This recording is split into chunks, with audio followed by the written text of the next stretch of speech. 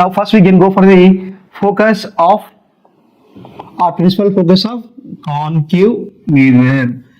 So first thing here we have to discuss that one. Focus of concave mirror. So all of you know, children, the midpoint of the mirror is what we call? The midpoint of the mirror is what we call here? Pole. What it is? Pole. So now this is the principal axis. This is what? Principal axis. When the light is coming from so much of distance, when the light is at infinite distance, the rays which are coming from the infinite object, it should be like a parallel beam of light. Parallel beam of light. That's why we are showing like this. Here parallel light is coming and that should be incident on the concave mirror. Concave mirror. And these are the arrow marks reference the light rays. So this is what, children? This is the principal axis. Principal axis. Clear? After that, after the incident on the concave mirror, all the reflected rays are meet at one point. So meet at one point. So again, it should be like this. And this is another reflected ray. Another reflected ray. So this should be reflected and meet at a point on the principal axis. Then that particular point is called here focus. What it is? Here this is the pole. So dear students, this is the non-reflected surface of a concave mirror. So this is what?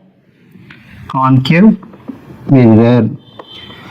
The reflected rays are incident on the reflected surface of concave mirror and they should be reflected and they should be meet at one point. That point what we call? Reflected rays. Reflected rays are converge or meet at a point. Meet at a point. So meet nothing but our intersection. Intersection at a point. Reflected rays are converge or meet at a point on the principal axis. On the principal axis. That point is what we call principal focus of concave mirror. Concave mirror. You can observe here. This is the pole P and this is center of curvature. PF. PF. What is P? Pole. What is F? Focus. And what is C? Center of curvature.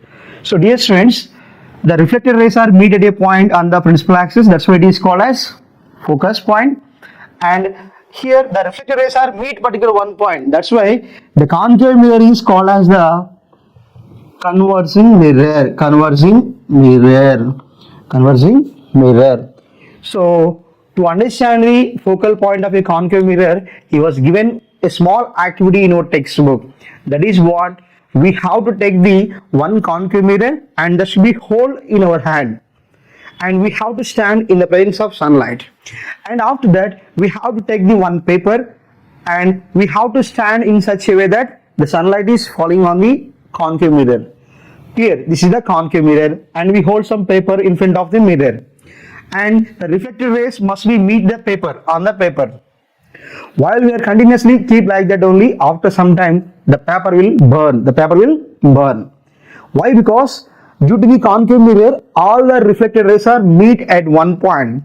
We know that the light rays consist of some heat energy. When all the light rays are meet at the same focal point, the heat is generated. Due to that, the paper will burn. So that is the activity was given. For example, just imagine all these are the sunlight light rays. These are meet at this point. If you can keep some paper here with the help of any holder, obviously it is going to be burned. So this is, children, focus of a concave mirror and why it is called as converging mirror. Why it is called as converging mirror? All the reflected rays are meet at one point. That's why it is called converging mirror. And children, the distance between P and F, distance between pole and focus is called focal length. Is called focal length. This is the definition you have to remember. Distance between pole to focus. This is the what we call focal length of the mirror. Capital F means focus and small f means what? Focal length.